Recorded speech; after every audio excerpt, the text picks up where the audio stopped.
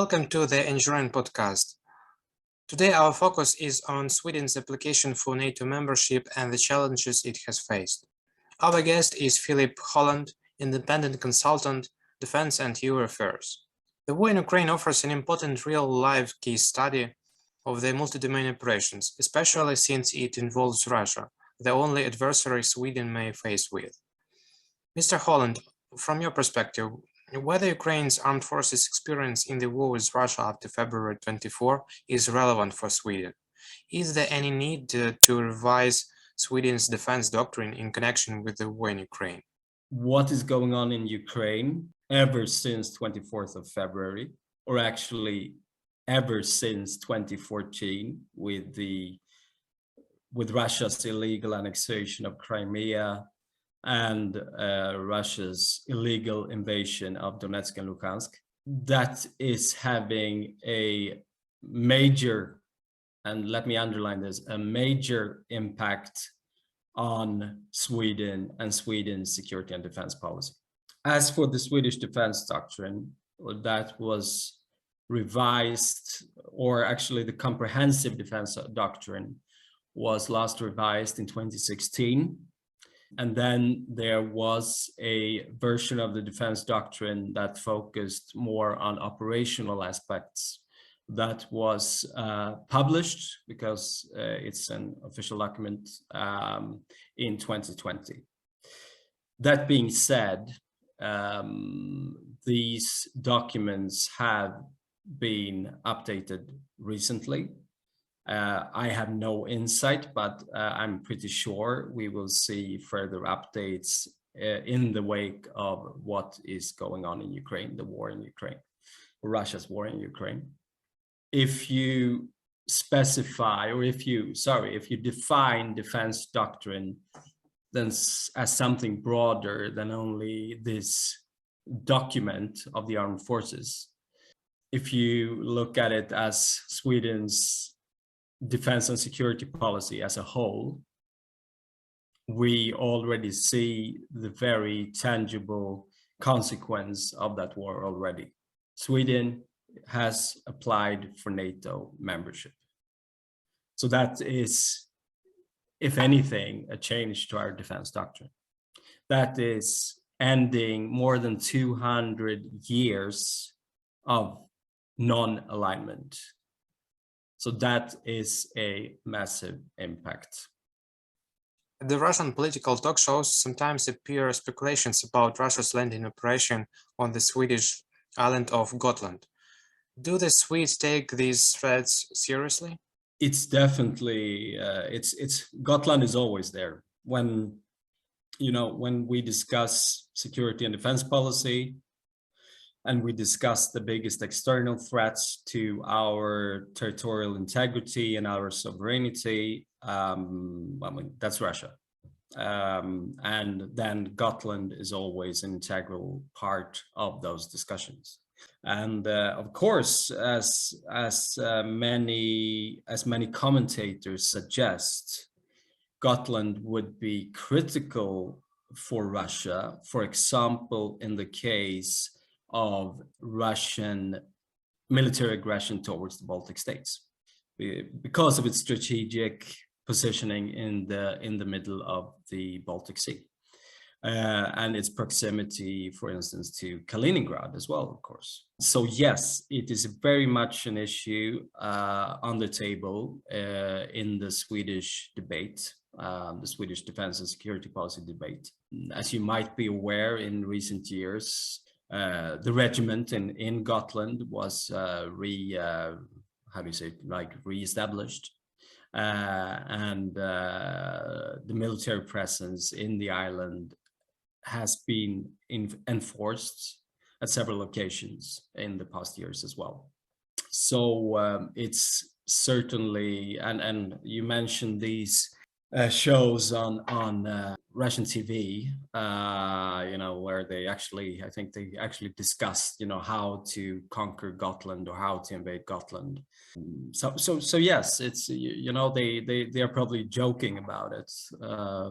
We take it very seriously, and we are showing that we take it seriously by enforcing and strengthening our military presence in the island. Mr. Haugland, whether Stockholm is ready to fulfill all the demands of Turkey, even if some of them contradict the values of Swedish political culture? Or in other case, should we expect lengthy talks in an attempt to soften Ankara's position? Of course, ultimately, and first and foremost, that would be a question for the Swedish government to answer. And I do not have any insights into the ongoing negotiations between Stockholm, Helsinki, and Ankara. Yet one has to bear in mind when it comes to Sweden and the Swedish case is that until the general election, we have a general election coming up on 11th of September this year, the Social Democratic government will continue to rely on the former socialist MP and current independent MP, Amineh Kakabaveh, to assure a parliamentary majority. So there's basically, they have one vote majority in the parliament. And this independent, Amineh Kakabaveh, she's of Kurdish origin.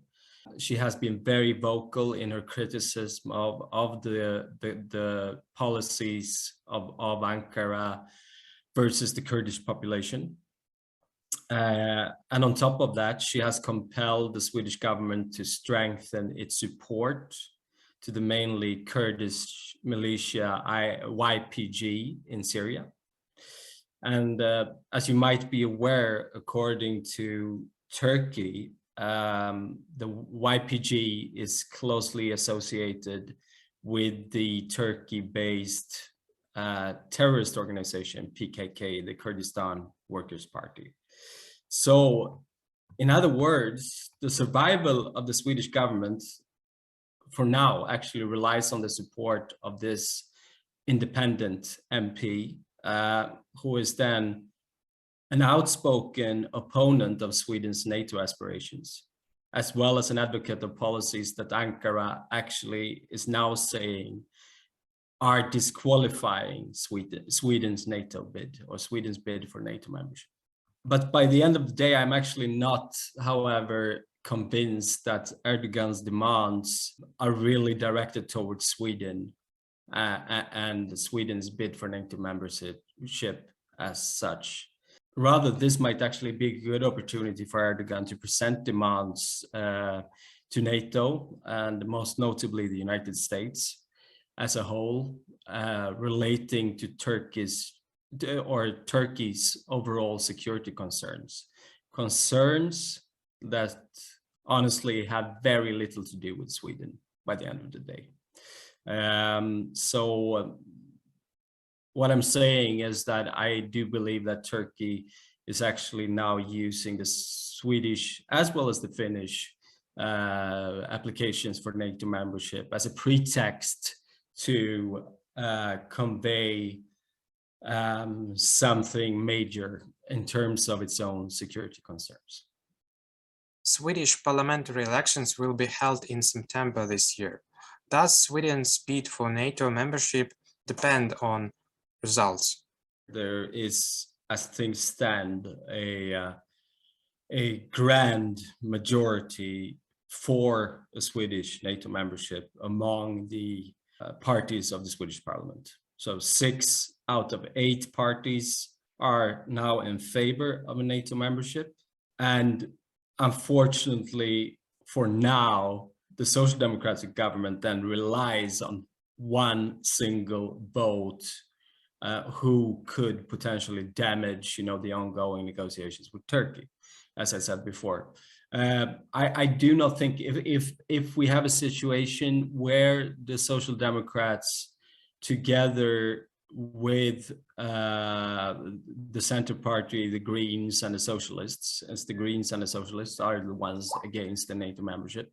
But if we have a situation where they will have a majority in the parliament, like they have today, together them with this independence, I'm not really, afraid that this would throw any spanner into the works of the application process, because this political independent, she will be out of the parliament after the elections anyways.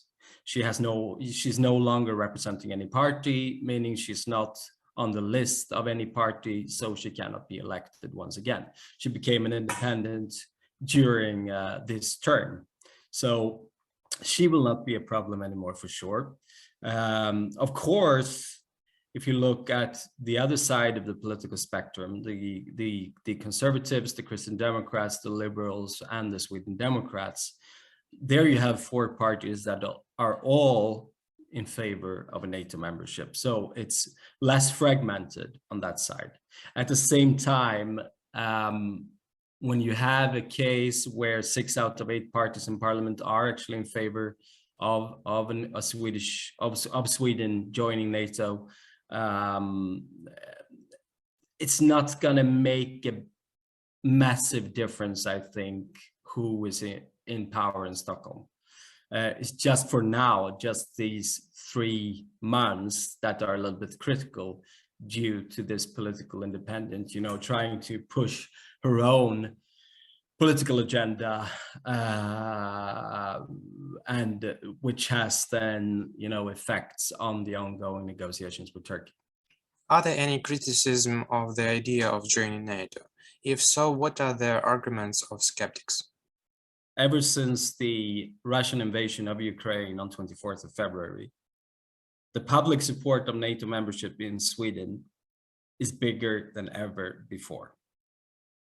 So now we see polls where approximately between 50 and 60% of Swedes say that they are in favor of a Swedish NATO membership, and only 20 to 25% opposing it.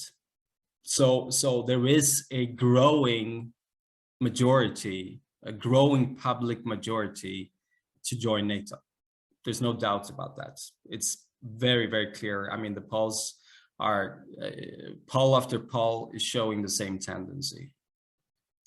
But yes, of course, there is criticism. As I said previously, 2 out of 8 parties in the Swedish parliament, the Greens and the Socialists, are opposing a NATO membership. And I would say at the core of their argumentation is the very notion that Sweden's more than 200 years of military non-alignment has had a very positive impact on the country's security interests. For instance, by giving us the liberty to, or actually to gain as well the trust to mediate in global disputes and conflicts. It's quite a shocking argument, really, because however, there is nothing really suggesting that such a role as an international mediator, if you like, cannot be combined with a NATO membership. Just look at Norway, NATO member, which is probably one of the most notable mediators in international affairs. Another argument of the skeptics of Sweden joining NATO is, and that's sort of linked to your question as well, is actually that the potential candidacy and a potential membership of Sweden and Finland, for that matter, would destabilize Sweden's vicinity, Sweden's neighborhood. I guess that most commentators, most experts, most decision makers would agree that the only country destabilizing Sweden's vicinity is Russia. And on top of all this, some opponents to a NATO membership also argue that, they don't want Sweden under the nuclear umbrella of the military alliance, arguing that Sweden should focus its efforts on nuclear disarmament instead of joining NATO, which is, of course, a nuclear alliance in a way. With three member states with nuclear capabilities. Just like Denmark and Norway, though, which are both members of NATO since long, there would be an option for Sweden to actually opt out from hosting, any nuclear warheads in its territory once a member of NATO. So these, are some of the main arguments of representatives of the Greens, of the socialists, even some social democrats who haven't really changed. They don't have a different opinion from what they had before. Some of the arguments that they put forward in order to try to at least delay this process. By the way, why the issue of NATO membership was not put to a referendum? As for a referendum, the only party in the parliament actually demanding a referendum is the Socialist Party. So there is a consensus amongst 7 out of 8 parties in the Swedish parliament that this decision is not to be decided by the Swedish people. Let me reframe it, because Sweden is a representative democracy. The representatives we choose, we elect to in the Swedish parliament, they are there to represent us. So Swedes certainly did have a say in all this. It's not about, not giving them a voice, but let's be frank, we've been discussing Sweden's relations with NATO ever since the alliance was founded. Some critics would argue that this is a rushed process. There is a rush in this because we see what Russia is capable of. But let's be frank, this is not a rushed process. We've been discussing this for decades and decades. So there is a consensus, basically a consensus among the established political parties that there is no need for a referendum. Sweden is a strong representative democracy. The representatives we have elected should have the mandate to make this kind of complex decision, because it's not an easy one, but they should be entrusted with paving the way for Swedish NATO membership.